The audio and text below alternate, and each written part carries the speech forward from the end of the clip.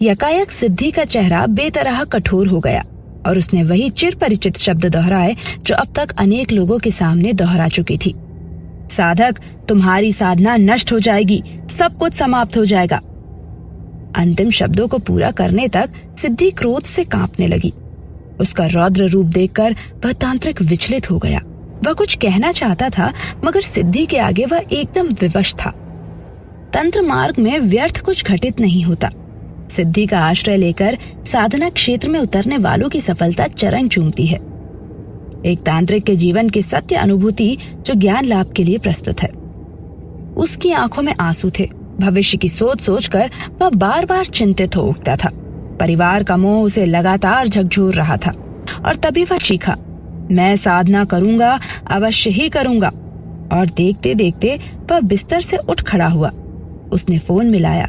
वह उसका travel agent था। उसने अपनी योजना बताई और फिर अपने मित्र को फोन किया। देखो, तुरंत धन का प्रबंध करो। ट्रैवल एजेंट और मित्र दोनों ही अवाक। उन्होंने काफी समझाया उसे, पर उनके समझाने बुझाने का उस पर कोई प्रभाव नहीं हुआ। उसे तो उस समय सिर्फ धन चाहिए था। यह और कोई तांत्रिक नहीं, तांत्रिक आशुमा था। एक जबरदस्त तांत्रिक, अपने समय का सिद्ध तांत्रिक आशुमा। उस समय में ऐसी ही हालत थी। तब कोई भी तांत्रिक केवल साधना के बल पर अपनी जीविका नहीं चला सकता था। आशुमा भी अपनी जीविका के लिए साधना के अतिरिक्त तंत्र का धंधा भी करता था। पर धंधा साधना की शक्ति तो चाहता ही है, अर्थात आपकी मेहनत और आपका वक्त। लेकिन आशुमा बहुत व्यस्त रहता था, इसलिए आवश्यक समय नहीं दे पाता था। कुछ ही वर्षों के भीतर उसे अपना व्यवसाय समेट लेना पड़ा। कुछ समय बाद फिर उसने किसी नई साधना की बात सोची, लेकिन उसकी व्यस्तता उसे कुछ करने दे तब ना। अक्टूबर का महीना चल रहा था। दीपावली नजदीक आ रही थी और आशुमा बिस्तर पर पड़ा पड़ा सोच रहा था। उसे कई दिवालियों की याद आ गई, जब वह वास्तव में हंसी खुशी से नाचता झूमता आलम था। वह कहीं खो गया। क्या वास्तव में इस बार मैं साधना नहीं कर पाऊंगा? वह स्वयं से पूछने लगा और फिर स्वयं ही उसने स्वयं को भरोसा दिलाया, नहीं, मैं इस बार साधना अवश्य करूंगा, अवश्य करूंगा। और तभी अचानक उठा और फोन किया। उसने तत्काल धन का प्रबंध करने को कहा। मित्र ने काफी समझाया, पर वह जिद पर अड़ा रहा। तुम्हें धन का इंतजाम तो करना ही होगा, ताकि इस बार मैं सफलतापूर्वक साधना कर सकूं। अंततः आशुमा की जिद रंग लाई और वह अपनी तंत्र यात्रा के लिए तैयार होकर निकल पड़ा। अपनी तंत्र यात्रा पर चलने से पूर्व आशुमा ने सर्वप्रथम तांत्रिकों की इष्ट कामाख्या मां के दर्शन करने का विचार किया और गुवाहाटी, असम जा पहुंचा। मां कामाख्या देवी के दर्शन करने के दौरान ही खोपड़िया बाबा के विषय में जानकारी मिली थी। उनसे जुड़े अलौकिक कथाओं को सुनकर उसका रोम रोम पुलकित हो उठा। एक वृद्ध सज्जन ने बताया कि जब खोपड़िया बाबा मां कामाख्या के दर्शन के लिए यहाँ पहुँचते हैं, मंदिर का दरवाजा स्वतः ही खुल जाता है। आशुमा का मस्तिष्क उस दिव्य पुरुष की याद में झुक गया। आशुमा उस पुरुष से मिलने के लिए मचल उठा। काफी खोजबीन के बाद ज्ञात हुआ कि खोपड़िया बाबा का एक परम भक्त वर्मा निवासी संगमा है। संगमा बराबर खोपड़िया बाबा के दर्शन करने वहां जाता है। जिस पहाड़ी पर खोपड़िया बाबा की झोपड़ी थी, वहां तक आम आदमी का पहुंचना बहुत मुश्किल था। वैसे ही दिव्य पुरुष भीड़भाड़ और शहर से दूर निर्जन स्थान में ही रहना पसंद करते हैं। यह बात आशुमा जानता था। उसने संगमा से मिलकर खोपड़िया बाबा से मिलने की प्रकट की इच्छा। पहले तो संगमा ने साफ मना कर दिया, किंतु जब संगमा को बातों से प्रभावित कर अपनी अटल इच्छा जारी की, तब उसने आश्वासन दिया कि बाबा से आज्ञा लेकर ही चला जाएगा। अगले माह संगमा बाबा के यहाँ से लौटा और उसे बस सुखद समाचार सुनाया कि हम बाबा से मिल सकते हैं, किंतु एक शर्त यह है कि सारी बातें और यात्रा को एकदम गुप्त रखना होगा। अगले माह संगमा के साथ आशुमा की यात्रा शुरू हुई। गुवाहाटी से वह पैदल चलने लगे। ऊबड़ खाबड़ पहाड़ों को रौंदते, टेढ़े मेढ़े रास्तों को पार करते, जंगली जानवरों से बचते बचाते चलते रहे। अचानक सामने घनघोर जंगल सीना ताने खड़ा था। उसने संगमा से पूछा, अब हम कैसे चलेंगे? संगमा ने कहा कि अगर बाबा के दर्शन करने हैं तो जान की परवाह किए बगैर उस भयानक जंगल में प्रवेश करना ही पड़ेगा। जंगल इतना घना था कि दिन में ही हाथ को हाथ दिखाई नहीं देता था। बड़ी हिम्मत से जंगल में प्रवेश किया। क्षण भर के बाद ही संगमा घोर अंधकार में छिप गया। भय से कांपने लगा। अचानक आशुमा के गले से कांपती आवाज उभरी। आवाज सुनकर संगमा ने मेरे करीब पहुंचकर कंधे को थपथपाया और आश्वस्त करते हुए कहा कि मैं सदैव तुम्हारे साथ ही चल रहा हूँ। उसी समय किसी कठोर आवाज ने आगे बढ़ने से रोक दिया। उस खटाटोप अंधकार में आंखें फाड़ फाड़ कर असफल देखने का प्रयास किया। कुछ भी दिखाई नहीं दिया। पसीने से सारा शरीर भीग उठा था। आशुमा ने धीरे से संगमा से पूछा, ये किसकी आवाज थी?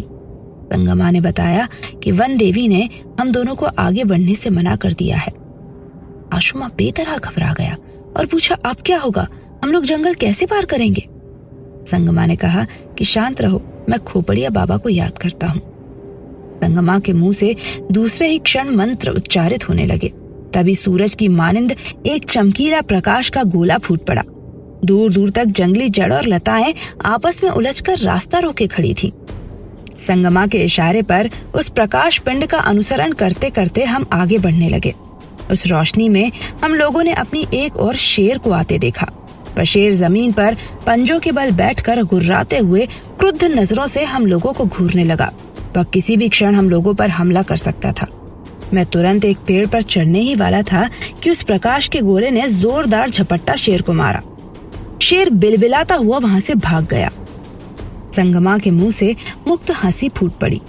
पुनः प्रकाश का गोला रास्ता बनाता हुआ आगे बढ़ा। अभी वह गोला कुछ पलांग की यात्रा पूरी कर सका कि उस गोले को एक अजगर से लड़ाई करते देख मेरी हालत पतली हो गई। वह गोला बार बार अजगर के सिर पर चोट करता और वह अजगर विशाल मुंह बाएं गोले को निगलने का प्रयास करता। अजगर का मुंह इतना बड़ा था कि आसानी से हाथ ही उसके मुंह में समा जाए। लगभग घंटे भर दोनों के बीच भयंकर लड़ाई होती रही। इस बीच उस गोले ने अजगर की आंख पर चोट कर दी। विशाल अजगर बिलबिलाकर अपनी विशाल सिर जमीन पर पटकने लगा और हम लोग बाएं रास्ते से आगे बढ़ गए। घने जंगल के समाप्त होते ही प्रकाश का गोला लुप्त हो गया। जंगल के किनारे एक पहाड़ी नदी बह रही थी। नदी के उस पार पहाड़ी ढलान शुरू हो गई। नदी के पार जाने के लिए वहां कोई नाव भी नहीं थी।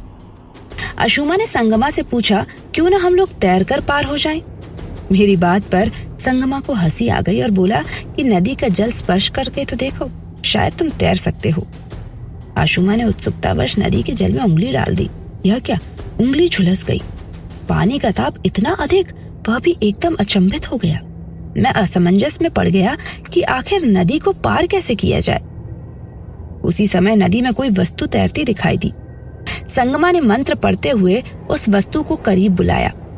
आश्चर्य, वह वस्तु धीरे धीरे किनारे पहुंच गई। संगमा उछलकर उस पर बैठ गया। मैंने जो ही उस वस्तु पर बैठने के लिए पांव बढ़ाया, एकदम ठिठक कर रुक गया। वह वस्तु किसी पुरुष की गर्म लाश थी। मैं एकदम विचलित हो गया। मेरी ऐसी हालत देखकर संगमा मुस्कुरा उठा और डांटते हुए बैठने का आदेश दिया। आशुमा ने डरते हुए कदम बढ़ाया और वह लाश त्वरित गति से दौड़ पड़ी। लाश के किनारे लगते ही हम लोग उतर गए। वहीं से पहाड़ी के शिखर पर एक छोटी सी झोपड़ी दिखाई दी। संगमा ने बताया कि उसी झोपड़ी में खोपड़िया बाबा रहते हैं। हम दोनों लंबे लंबे डग भरते उस झोपड़ी तक पहुंच गए। संगमा आगे बढ़कर झोपड़ी में बाबा को मेरे आने की सूचना दी। बाबा के आदेश पर संगमा मुझे झोपड़ी के भीतर ले आया। झोपड़ी में अजीब दुर्गंध फैली ही थी। आशुमा ने अपने हाथ से नाक बंद कर ली। बाबा ठहाका मारकर हंस पड़े और दूसरे क्षण कमरे में सुगंधित अगरबत्ती और गुलाब की मादक खुशबू भर गई। खोपड़िया बाबा का सारा शरीर काले कपड़े से ढका था। आंखें कोटकों में धसी ही थी। चेहरे पर लंबी दाढ़ी और मूछें झूल रही थी। बालों की अधिकता से लगभग पूरा चेहरा ढका हुआ था। खोपड़िया बाबा उच्च स्वर में हनुमान हनुमान का उद्घोष किया और दूसरे ही क्षण वहां लाल मुंह वाला एक बंदर पहुंच गया। बाबा ने उसे आदेश दिया कि मेहमान आए हैं, कुछ खिलाओ। तुरंत वह बंदर कूदता फांदता वहां से भाग खड़ा हुआ और थोड़ी देर पश्चात ही एक बड़ा सा केला लेकर मेरे सामने रख दिया। संगमा ने घेल से केला तोड़कर मुझे खाने को दिया और स्वयं भी खाने लगा। कमरे के कोने में एक थाली रखी थी। उसी थाली में बाबा का मंत्र सिद्ध बहुचर्चित नरमुंड था। वह थाली में इधर उधर घूम रहा था। उस नरमुंड की आंखें बेतरह चमक रही थी। नरमुंड की आंखें कभी मुझे देखती तो कभी संगमा को। आशुमा आश्चर्य से ये सब कुछ देख रहा था कि बाबा ने मुझे और संगमा को वापस जाने का संकेत दिया। इतनी शीघ्र आशुमा का वापस लौटने का मन नहीं था। आशुमा ने बाबा से प्रश्न कर दिया, बाबा, मैं कुछ और तंत्र साधना करना चाहता हूँ। कौन सी साधना? बाबा ने पूछा। तारा साधना। बाबा हंस पड़े। तारा क्या है जानते हो? मैंने नकारात्मक मुद्रा में सिर हिला दिया। खोपड़िया बाबा बोले, तारा शब्द का अर्थ है सर्वशक्तिमान परब्रह्म। परब्रह्म की शक्ति का नाम तारा है। 10 महाविद्याओं में तारा का स्थान दूसरा है। पहला स्थान महाकाल की शक्ति काली का है। वह इसलिए आद्या शक्ति कही जाती हैं। उनकी उपासना का सबसे अच्छा समय आधी रात से सूर्योदय तक का ही माना जाता है। इसके बाद माँ तारा की उपासना का प्रारंभ हो जाता है। तारा की साधना बौद्ध और हिंदू दोनों धर्म करते हैं। तारा की साधना सनातन धर्म में बौद्धों से मिली या बौद्ध धर्म ने यह साधना सनातन धर्म से प्राप्त की, इस विषय में मेरी लंबी बहस होती रही है। माँ तारा की साधना का चलन लद्दाख, तिब्बत, चीन और नेपाल में बहुत था। आज भी तारा यंत्र की अनेक दुर्लभ पुस्तकें तिब्बती भाषा में मिलती हैं। बौद्ध लामा शक्ति के अनन्य उपासक हैं। ब्रह्मांड के गोले में कुल 50 शून्य हैं। इनमें से 5 शून्य पर तारा विराजती है, बाकी पर कालिका विराजमान है। जिस प्रकार महाकाल की शक्ति काली है, उसी तरह शिव की शक्ति तारा है। इनकी उपासना से भी मनोरथ पूरे होते हैं। शास्त्रों में ऐसा माना गया है कि भगवान कृष्ण स्वयं माता काली के रूप हैं। कृष्णस्तु कालिका स्वयं। इसी प्रकार कहते हैं, तारा तु राम रूपिणी। माँ तारा स्वयं राम का रूप है। आप यह भी कह सकते हैं कि मर्यादा पुरुषोत्तम राम तारा के रूप है। तारा का एक रूप उग्र तारा साधकों में सबसे बड़ी श्रद्धा से पूजा जाता है। उग्र तारा का संबंध सूर्य मंडल से है। सूर्य ही संसार का प्राण है। सूर्य देव तारा का निवास है। सृष्टि की उत्पत्ति और पालन के लिए उग्र तारा की कृपा आवश्यक है। उग्र तारा शक्ति का पुंज है। वे संतुष्ट रहती हैं तो सृष्टि के सारे काम चलते रहते हैं और आपदाएं शांत रहती हैं। वे उग्र और निष्ठुर हो जाती हैं तो सभी का विनाश हो जाता है। उनके हाथ में कैंची, खड़क, कपाल का पात्र और नीला कमल है। उनके पैर, गले, कमर, कान और मस्तक पर 8 महानागों का आभूषण है। माथे पर करोड़ों सूर्य के समान लाल कांति वाला अक्षोभ्य नाग है। इनका ध्यान करने वाले साधक के सारे संकट कट जाते हैं और उनकी सभी मनोकामनाएं स्वयं पूरी हो जाती हैं। माँ तारा की सिद्धि आसानी से और शीघ्र हो जाती है। इसलिए तारा साधना सभी तांत्रिकों के लिए आवश्यक बतलाई गई है। बाबा बतलाते जा रहे थे, तारा के शरीर का रंग नवोदित सूर्य के प्रकाश जैसा है। वे 3 नेत्रों से सुशोभित हैं। वे शमशान में विराजती हैं। उनकी दाढ़ें बड़ी भयानक हैं। नरमुंडों की माला से सजा हुआ उनका शरीर अति घोर है। उनका आकार अति विशाल है। उनका उदर स्थूल है। वे कमर में बाघ का चर्म लपेटे हुए हैं। वे नव यौवना और 4 भुजाओं वाली हैं। उनकी जीभ सदैव लपलपाती रहती है। वे आकार में जितनी भयंकर हैं, मन से उतनी ही सहज और करुणामयी हैं। वे भक्तों को तत्काल सिद्धि देती हैं। क्या तुम ऐसी शक्ति की साधना करोगे? बाबा ने पूछा। हाँ, आशुमा ने कहा। फिर विचार कर लो। आपका आशीर्वाद और मार्गदर्शन मिला तो अवश्य तारा साधना करूंगा, आशुमा ने कहा। ठीक है, तो हिमाचल की ओर प्रस्थान कर। मेरा आशीर्वाद तेरे साथ है। आशुमा का अब और अधिक वहां रुकना बेकार था। वहां से वह सीधा गुवाहाटी और फिर उत्तराखंड चला आया।